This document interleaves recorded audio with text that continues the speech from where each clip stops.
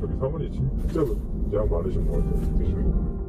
10인분을 아드님들이 드시나? 모르겠어요. 그렇다고 뭐 초밥을 쌓아주진 않을 거 아니야. 나는 개인적으로 기생충이 있다고 생각해. 밑에 사는 기생충이 있는 경우가 있어.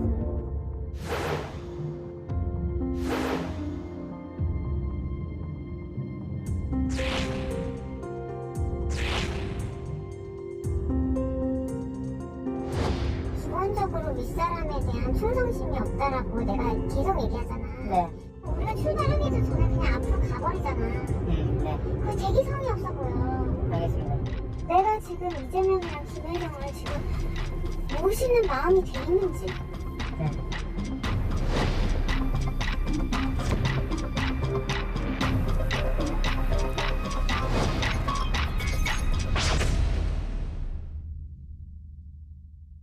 자, 그러니까 이재명 더불어민주당의 대표 배우자 김혜경 씨의 이른바 경기도 법인카드 유용 의혹을 제기했던 공익 제보자 7급 공무원 A씨를 기억하십니까?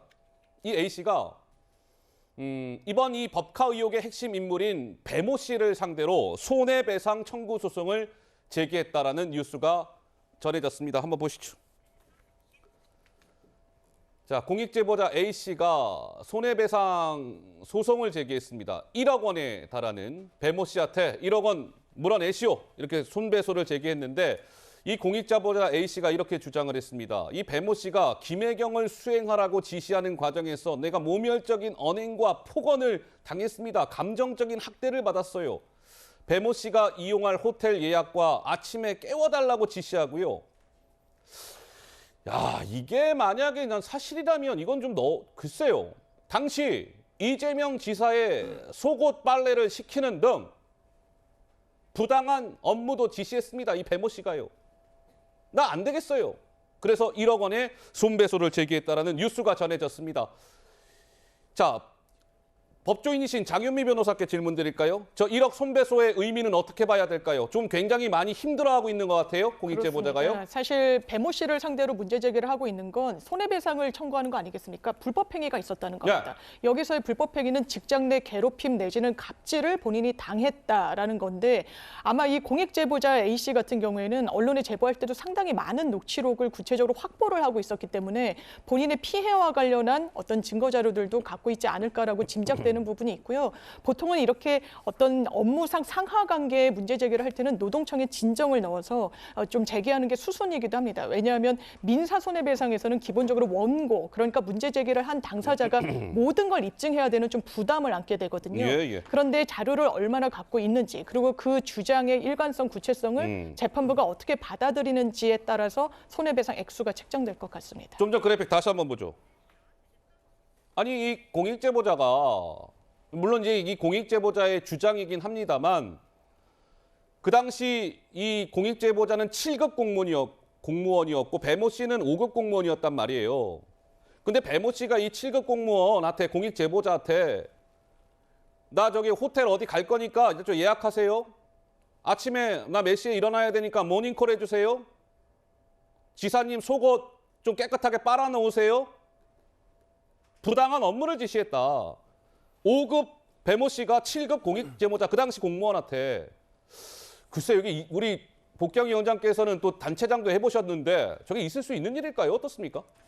제가 아는 상식으로는 불가능할 것 같은데 모르겠습니다. 저 두 분 사이에 어떤 관계가 있었는지. 그래서 지금 뭐 재판 제기를 했으니까 한번 보시죠. 사실 이 상식적으로 이 두 분의 관계가 이해가 안 되는 상황이라 무슨 말을 어떻게 드려야 될지 모르겠어요. 네. 그러면 자 보시죠. 이 5급 공무원 배모 씨가 있잖아요. 이번 이 김혜경 씨의 법카 의혹의 핵심 인물 배모 씨.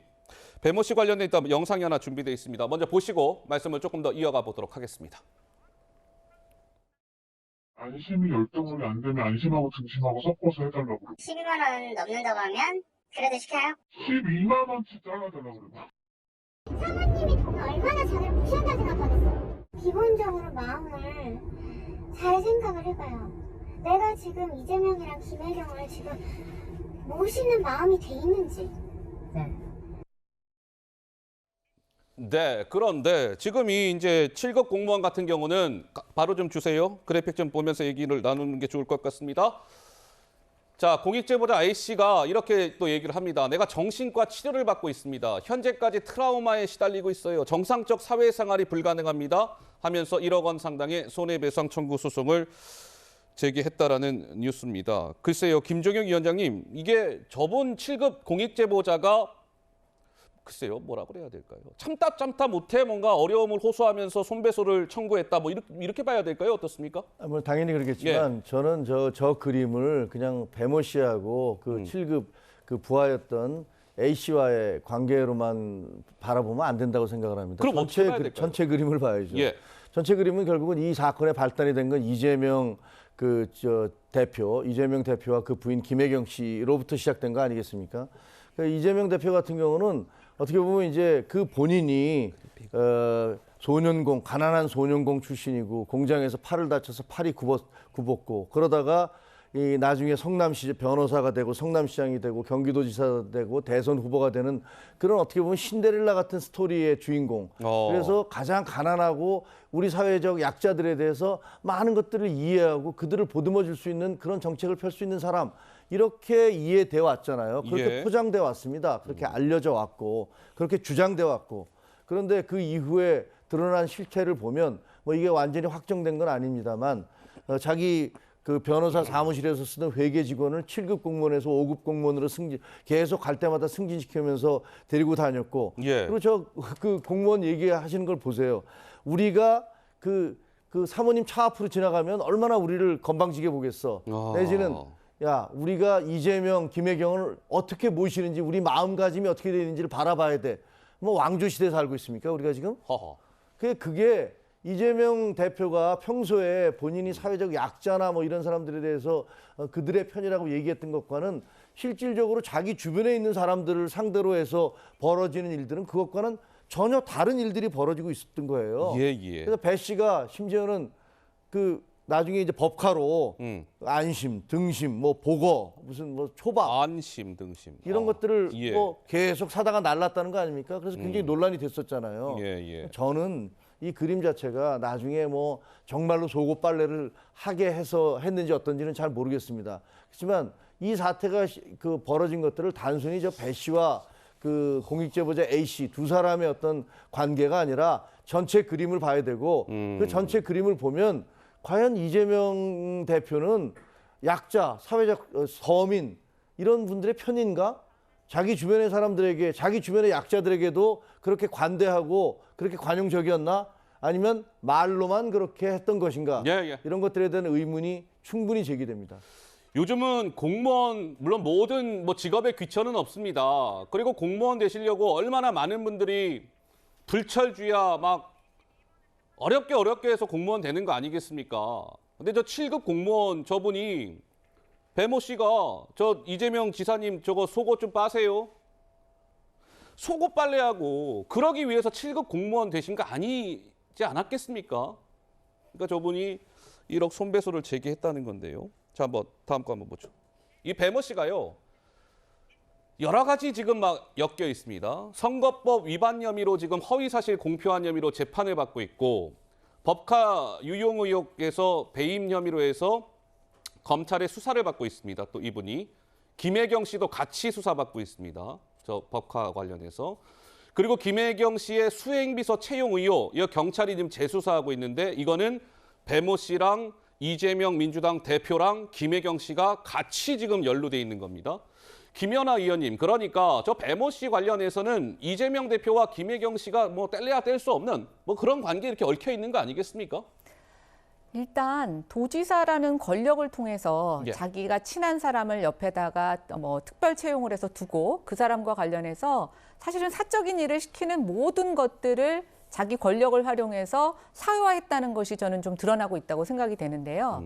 어떻게 21세기에서 저런 일이 벌어질까? 왕조 시대도 아니고 무슨 여기가 독재 시대도 아니고 또 요즘 공무원 아까 말씀하신 대로 저는 그 채용된 공무원들이 내가 이 짓을 하러 여기 공무원이 됐나라는 자괴감이 들 만큼 굉장히 끔찍한 일이 가장 최근에 우리한테 있었다는 것, 그리고 그 사람이 얼마 전까지 유력한 대선 후보였고 또 지금은 제1야당의 당대표라는 것 자체가 저는 좀 섬뜩합니다. 근데 저는 이번 기회로 좀 밝혀져야 되는 것이 뭐냐면 예. 정치인들 옆에서 정치인에게 충성해서 자리를 얻는 많은 사람들이 있습니다.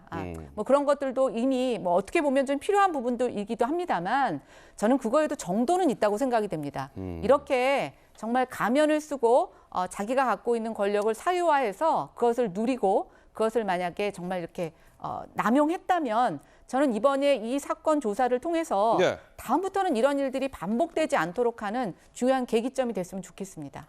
알겠습니다. 지금 뭐 김혜경 씨 관련된 뭐 법카 유용 의혹 등의 핵심 인물, 뭐 배모 씨 또 공익 제보자가 1억 원의 손배소를 제기했다. 이 뉴스를 전해드렸고.